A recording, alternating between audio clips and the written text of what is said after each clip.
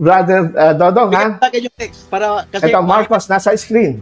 Marcos 7, Gis.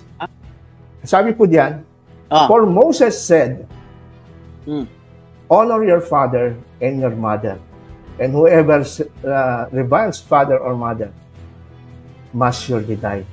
Sino nagsabi daw na igalang mo yung ama't ina? Si Moses o ang Diyos?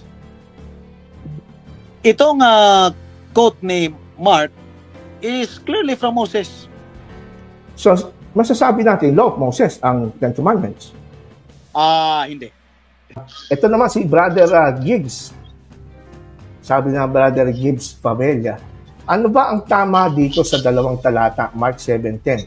For Moses said, honor thy father and thy mother, and whoever curseth father or mother, let him die the death. Sapagkat sinabi ni Moses, igalang mo ang iyong ama at ina, at ang gumungayaw sa ama at ina ay mamamatay na walang pagsala.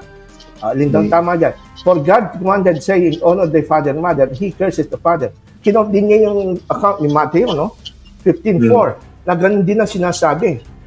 Ang sinasabi naman, God commanded. So siguro ang tanong sa atin ni Gibbs Varela, kay Mateo, nung kinot niya yung sinabi ni Jesus, sabi naman ni Jesus, God commanded, honor your father and mother.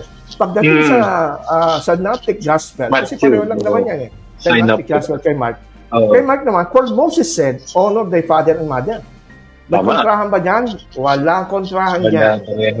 Bakit? Kasi yung law of Moses and law of God, iisa lang.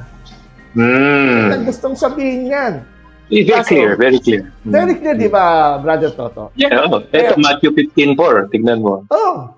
For God commanded, ang sinabi, hindi Moses. God commanded. Pero kay Marcos, sabi niya, Moses said, honor thy father and mother. Pagka sinunod natin yung ating pinaniniwalaan dati, na ang law of Moses at ang law of God magkahiwala. Magkaiba. Hindi pwede. Iisa lang po yan. Iisa lang po yan. Ang Ten Commandments ay pwedeng tawaging law of God at law of Moses. Yan po sana ang matutunan natin, karagdagang matutunan natin. Ano po, mga kaibigan?